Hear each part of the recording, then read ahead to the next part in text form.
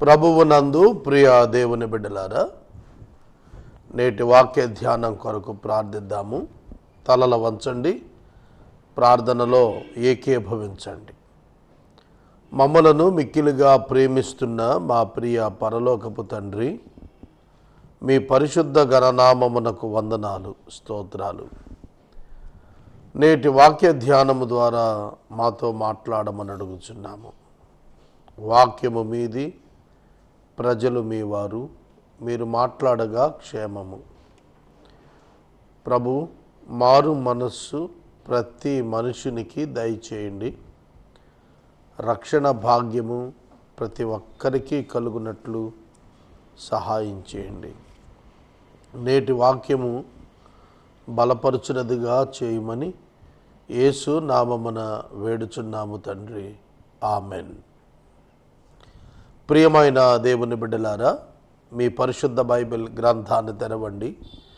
యోబు గ్రంథము 6వ అధ్యాయము, యోబు గ్రంథము 6వ అధ్యాయము 25వ వచనము మీ ఎదుట ఉంచుకోనండి. ఈ వచనములో యోబు ఎలీఫజునకు అతని స్నేహితులకు ఇస్తున్నటువంటి జవాబు, ప్రత్యుత్తరం. గత దినము నేను ఏ విషయమందు తప్పిపోయి ఉన్నానో అది నాకు తెలియచేయండి, నాకు ఉపదేశం చేయండి, నేను మౌనంగా ఉండి వింటాను అన్నాడు యోబు. దీన్ని బాగానే ధ్యానం చేశాం. 25వ వచనంలో యథార్థమైన మాటలు ఎంతో బలమైనవి అయినను మీ గద్దింపు దేనికి ప్రయోజనము? మీ గద్దింపు దేనికి ప్రయోజనము? మాటలను గద్దించుదామని మీరు అనుకుందురా? నిరాశ గలవాని మాటలు గాలి వంటివే కదా. చూడండి, how forceful are upright words, but what does reprove from you reprove? Do you think that you can reprove words when the speech of despairing man is wind? ఇక్కడ యోబు చెబుతున్న మాటలలో చాలా గూఢార్థం ఉన్నది. దీనిని మనం పరిశీలించాలి. యథార్థమైన మాటలు, అప్రైట్ వర్డ్స్, అప్రైట్ వర్డ్స్ చాలా బలం గలవి. యథార్థమైన మాటలు బలము గలవి. ఇది ఒక్కసారి ఆలోచించండి. మాటలలో బలమున్నది, మాటలలో బలమున్నది, మాటలలో శక్తి ఉన్నది, ఫోర్స్ ఉన్నది, ఫోర్స్. మాటలలో వేగం ఉన్నది, మాటలలో కార్యసిద్ధి కలిగించేది ఉన్నది. గుర్తెరగండి, ఒక యథార్థవంతుడు మాట్లాడినప్పుడు ఎదుట వ్యక్తి ఆ పని చేయటానికి సిద్ధమవుతాడు. Integrity of a person leads others to believe him. ఇతరులు అతని యందు నమ్మిక ఉంచినట్లు యథార్థవంతుని మాటలు యథార్థవంతుని పట్ల కార్యాన్ని చేస్తాయి.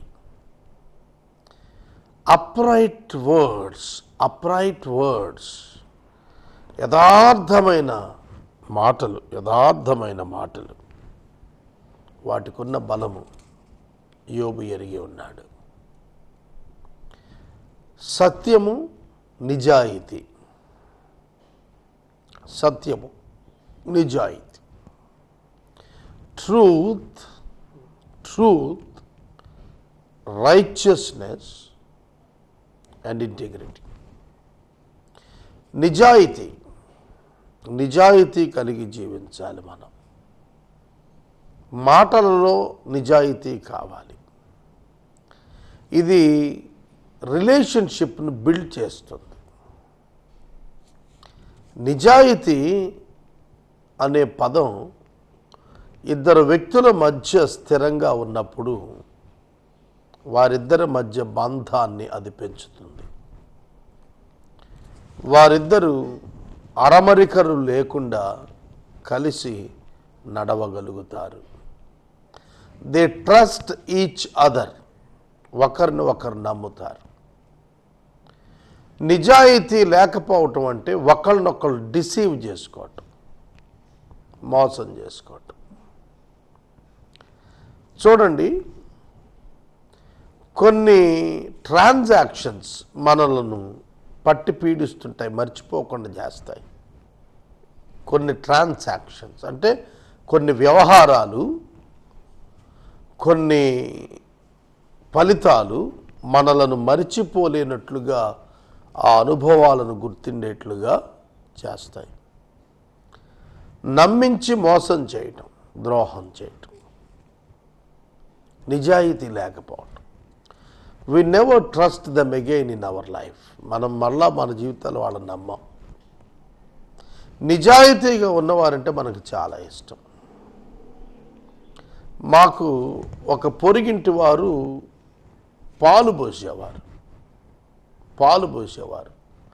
They are converted Christians.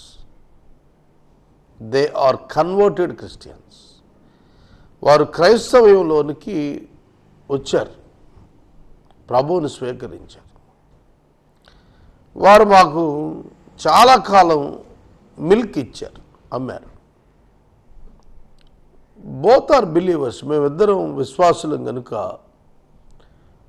ఒక అనుబంధం ఉండేది. చాలా ప్రేమగా ఉండేవారు, మేమంటే వారు బాగా చూసుకునేవారు. ఎన్నడూ కూడా వారు మాకు ఇచ్చినటువంటి పాలల్లో నీరు కలవకుండా ఇచ్చారు. ఎప్పుడైనా ఒకరోజు ఒక పాలు తేడా వచ్చాయి అంటే ఆ రోజు ఆ గృహ యజమాని ఆ పాలు తీయలేదు అని అర్థం. ఇవాళకి నేను చెబుతున్న మాట జరిగి 20 సంవత్సరాలు, 20 లాంగ్ ఇయర్స్, 98 మాట నేను చెబుతోంది.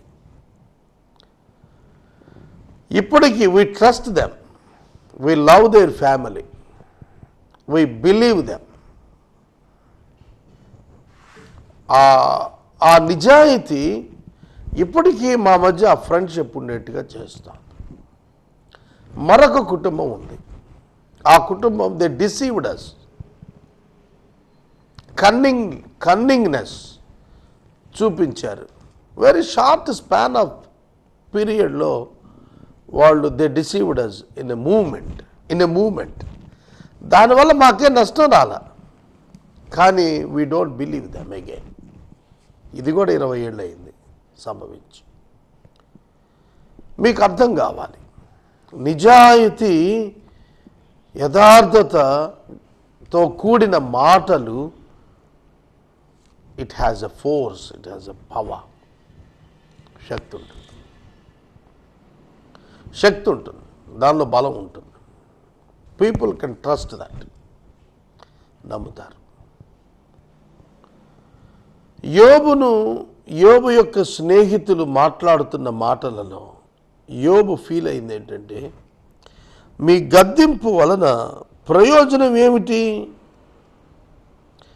అంటే, మీరు గద్దించినప్పుడు, if your word is full of integrity, I may convince,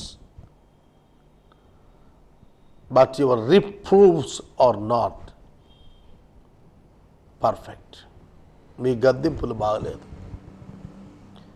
యోబు తన హృదయం బాగలేదు కాబట్టి ఎలీఫజ్ గద్దింపు బాగలేదని చెప్పలేదు.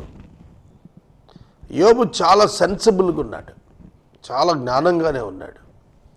ఆరోగ్యం దెబ్బతింది కానీ, ఆస్తులు పోతే పోయాయి కానీ, సౌండ్ మైండ్తో ఉన్నాడు. ఆ సౌండ్ మైండ్తో ఉండి చెబుతున్నాడు, మీ గద్దింపులు నిష్ప్రయోజనం. Then what is the use of your reproof? నువ్వు గద్దించడం వల్ల ఉపయోగం ఏంటి? నిష్ప్రయోజనమైనప్పుడు నో నీడ్. మాటలను గద్దించుదామని మీరనుకుందురా? నిరాశ గల వాని మాటలు గాలి వంటివే కదా. When the speech of a despairing man is wind, గాలి వంటివే కదా. నిరాశలో మాట్లాడుతున్న వాని మాటలు గాలి వంటివే కదా. Why should I take them into my heart? Why should I take them? నేనెందుకు తీసుకోవాలి మీ మాటలు నా మనసులోనికి? అవి గాలి వంటివి. Your words have no value. Your words have no value at all for me. నాకు మీ మాటలు విలువ లేనివిగా నేను తీసుకుంటాను, విలువగలవుగా నేను ఎంచను.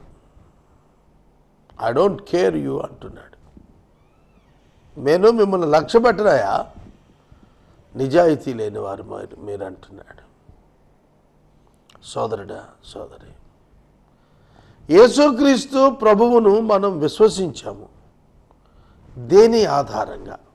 Please tell me. దేని ఆధారంగా విశ్వసించాము? ఆయన విశ్వాస్యతకు ఆధారం ఏమిటి? ఆయన మాట. ఆయన మాట. ఆయన మాట తిరుగులేనిది, మార్పు లేనిది. ఆయన మాట తిరుగులేనిది, మార్పు లేనిది.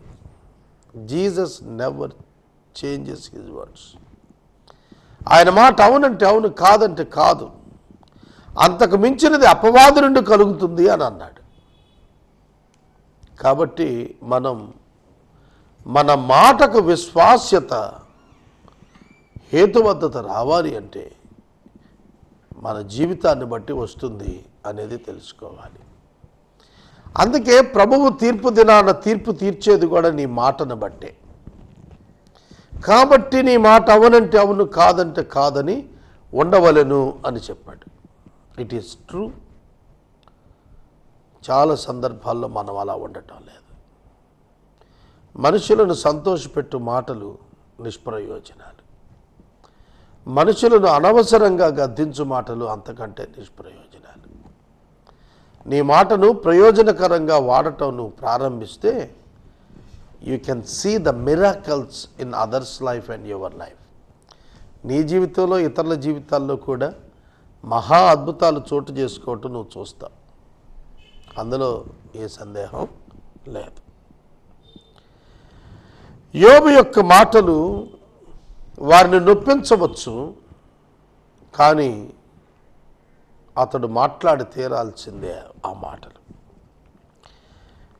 నిరాశ గల వాని మాటలు గాలి వంటివే కదా.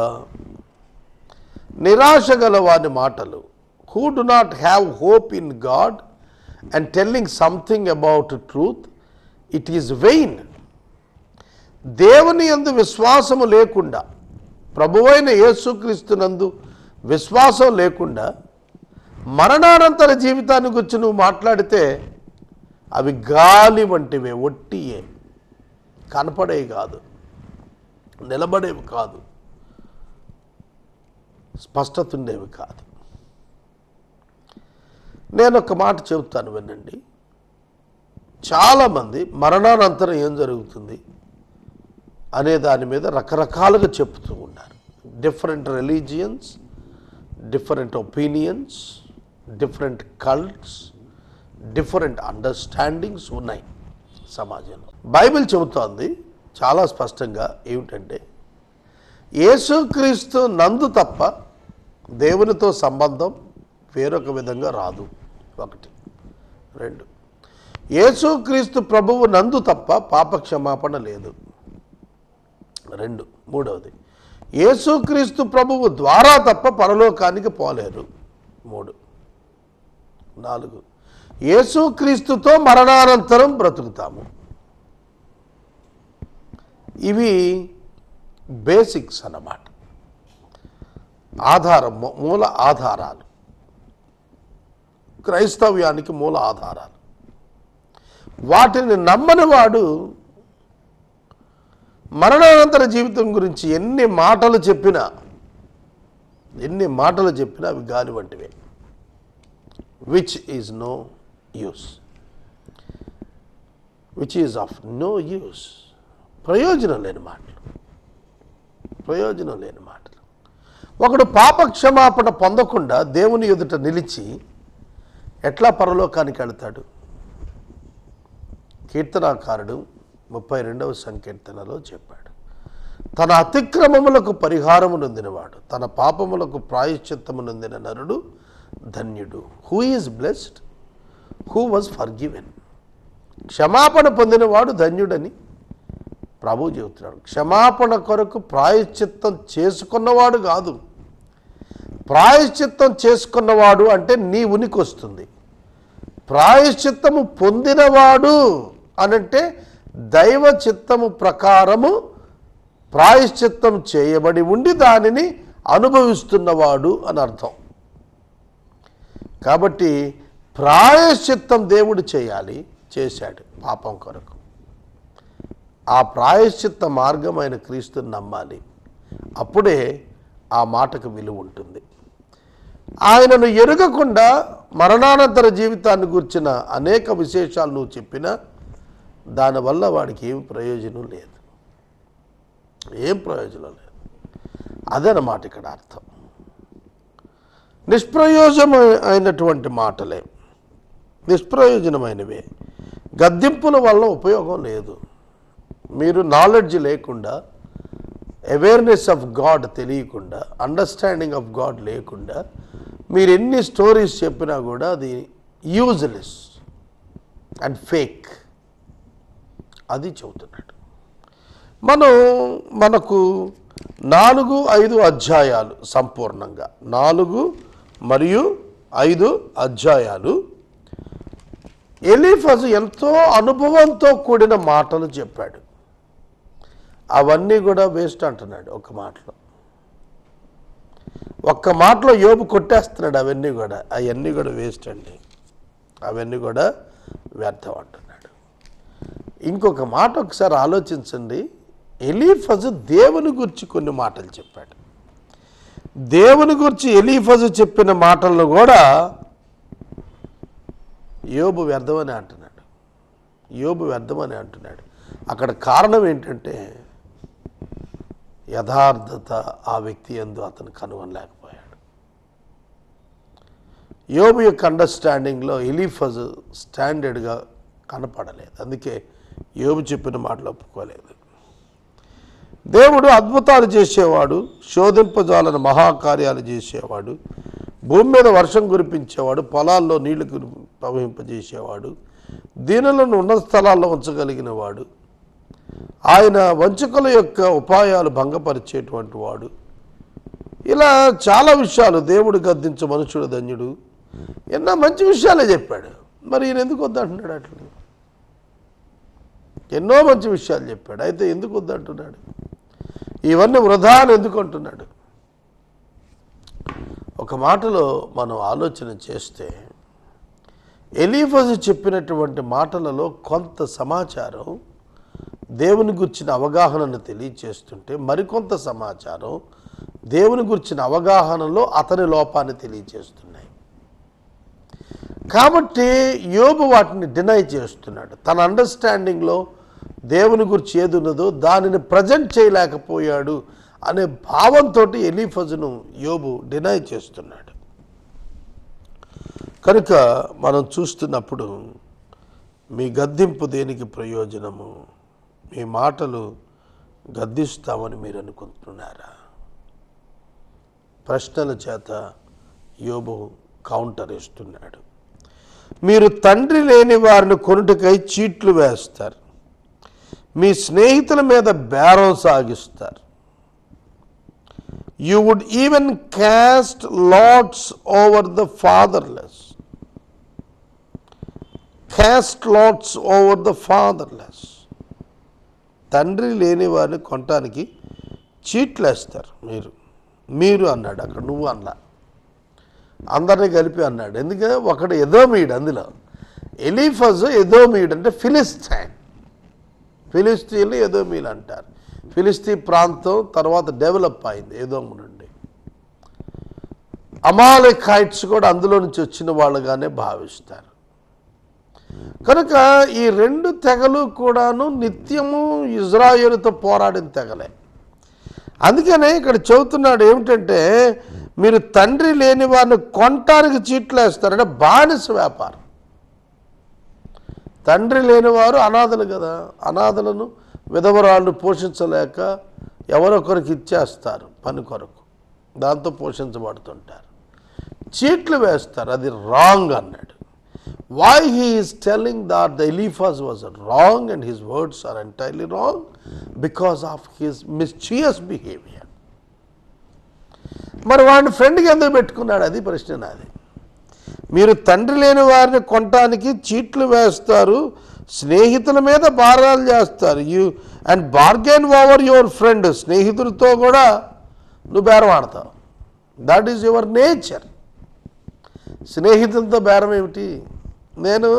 నేను వాడే గ్రీన్ బీట్ కారు నేను సెకండ్ హ్యాండ్లో అమ్మటానికి పెట్టుకున్నాను.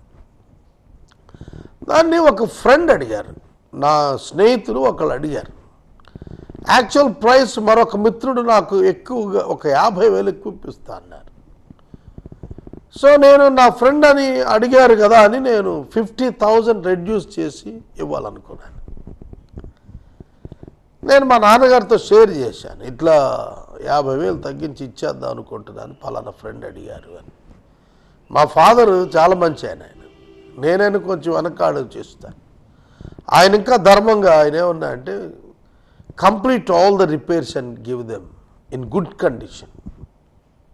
దానివల్ల మాకేం సంభవించిందో తెలిసిన, నేను 50,000 తగ్గించాను, ఆయన మరొక 50,000 ఖర్చు పెట్టాడు దాని మీద. బెస్ట్ వెహికల్ మా ఫ్రెండ్స్కి చేరింది. చేరే ముందు మాకు ఒక చిన్న ట్రబుల్ ఐడెంటిఫై అయ్యింది. ఇట్స్ ఎ బ్యూటిఫుల్ స్టోరీ, మీకు చెప్పాలి సాక్ష్యంగానే. ఒక చిన్న ట్రబుల్ రైజ్ అయింది వాళ్ళకి హ్యాండ్ ఓవర్ చేసే ముందు. ఇమీడియట్గా రెక్టిఫై అయింది, రైజ్ అయింది, రెక్టిఫై అయింది. We don't need to tell them, ఎందుకంటే వాళ్ళకి చెప్పక్కర్లా మేము. కానీ మేము చెప్పాం, నేను వాళ్ళకి చెప్పాను, it's a little problem raised and rectified. దానికి సంబంధించి ఏ ట్రబులో, దానికి సంబంధించి నేను ఎక్కడ వెహికల్ ఇచ్చానో ఆ వ్యక్తులతో కూడా ఆ ఊరిలో ఉన్న మెకానిక్స్తో ఆల్రెడీ కన్సల్ట్ చేసి, ఈ ఫ్యామిలీ ఎక్కడుంటారో వాళ్ళ అడ్రస్ అంతా ఇచ్చి, if at all in future this problem rises, ఒకవేళ ఈ ప్రాబ్లం రైజ్ అయితే ప్లీజ్ స్పెండ్ దిస్ మనీ అని ఇంకొక 5,000 ఇచ్చి వచ్చాను నేను. రైట్, అర్థమవుతుందా? ఒక ఫ్రెండ్ పట్ల ఒక బిలీవర్ ఎలా ఉండాలి? No bargain, no bargain. Don't look at the profit. లాభం వైపు చూడడు. లాభం వైపు చూచాడు అంటే is not a friend at all. He is not a friend at all. కనుక మనం తెలుసుకోవాలి, మనం నేర్చుకోవాలి. స్నేహితుడితో బేరమాడేవాడు స్నేహితుడు ఏంటండి? How can you claim that you are the friend of that fellow when you bargain with them? కనుక స్నేహం అంటే అది కాదు. తండ్రి లేని వారికి చీట్లు వేశాడంటే how can you trust that man? తండ్రి లేని వాడిని ఆదుకోవాలండి, వాడిని చీట్లు వేయటం కాదు, వాడిని స్వాధీనపరుచుకోవటానికి ప్రయత్నం చేయటం కాదు. అది బానిస వ్యాపారం. ఇట్స్ నాట్ ఫెయిర్ మైండెడ్నెస్ కాదు అది.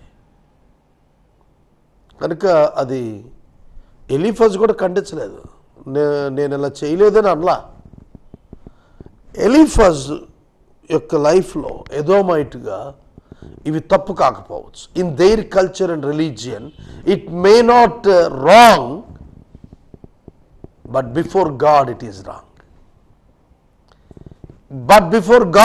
రాంగ్. దేవుని ఎదుటైతే అది తప్పిదమే, అది ఆక్షేపణే, అది ఆహ్వానింపదగిన పరిస్థితి కాదు.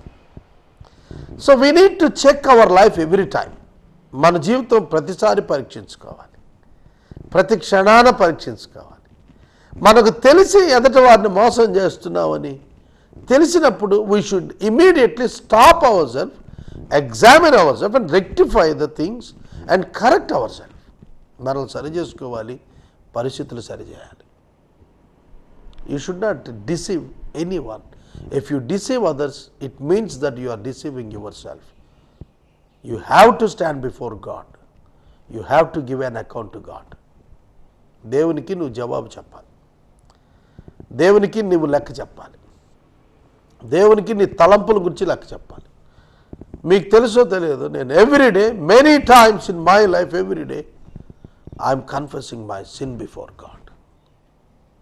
దావీదు అన్నట్లుగా, దేవా ఎల్లప్పుడూ నా పాపము నా ఎదుటనే ఉన్నది, నా ఎదుటనే ఉన్నది. It's always before my eyes, forgive me. మీకు నా స్ట్రగుల్ చెప్తే మీరు ఆశ్చర్యపడతారు. 26 ఏళ్ళు సేవకు వచ్చి 16 ఏళ్ళు డైలీ వాక్యం చదువుతూ ఈ 3 monthsలో 5 to 6 times ఎక్స్ట్రా వాక్యం చదువుతుంది. Then how should be my life, how should be my life? నా జీవితం ఎట్లా ఉండాలి నేను పరీక్షించుకుంటున్నప్పుడు I'm not able to lift my face before God. దేవుని ఎదుట తల దించి కన్నీరు కారుస్తూ ఉన్నాను. సోదరుడా, సోదరి, యోబు తన భౌతిక స్థితి ఎట్లా ఉందో దాని కండిషన్స్ గురించి ఆలోచిస్తున్నప్పుడు తన స్నేహితుల మాటలు ఆదరించాలని కోరుకున్నాడు. స్నేహితుల మాటలు ఆదరించాలి అనంటే తన అభిప్రాయాలను బలపరచాలని కాదు. Please note this. తన అభిప్రాయాలను, తన ఇష్టాలను, తన యొక్క మనసును స్థిరపరచమని ఫ్రెండ్స్ని అడగట్లా. Where I am wrong tell me, నేను ఎక్కడ తప్పో చెప్పండి, నేను సరి చేసుకుంటాను అంటున్నాడంటే he is seeking for the strength of his people, strength of his friends. తన స్నేహితుల నుంచి తాను బలాన్ని కోరుకుంటున్నాడు. నన్ను బలపరచండి ప్రభువులో, అది కోరుతున్నాడు. నేను ముగిస్తున్నాను వాక్యాన్ని. యోబు వారి మాటలకు విలువ ఇవ్వకుండా మాట్లాడాడు. 28వ వచనం రేపటి దినం నేను జ్ఞాపకం చేస్తాను. లెట్స్ ప్రే, ప్రార్థన చేద్దాం. మమ్మల్ని మిక్కిలిగా ప్రేమిస్తున్న మా తండ్రి, వందనాలు. మా మాటలు నిజాయితీ యథార్థత కలిగినవైతే బలం కలిగి ఉంటాయి. ఆ మాటలు ప్రజల హృదయాలలో తోటాలుగా వెళతాయి.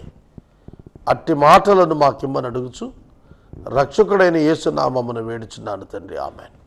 తండ్రి అయిన దేవుని ప్రేమ, కుమారుడైన యేసయ్య కృప, పరిశుద్ధాత్మ దేవుని యొక్క అన్యోన్య సహవాసం సదా మనకు తోడై ఉండును గాక. ఆమేన్.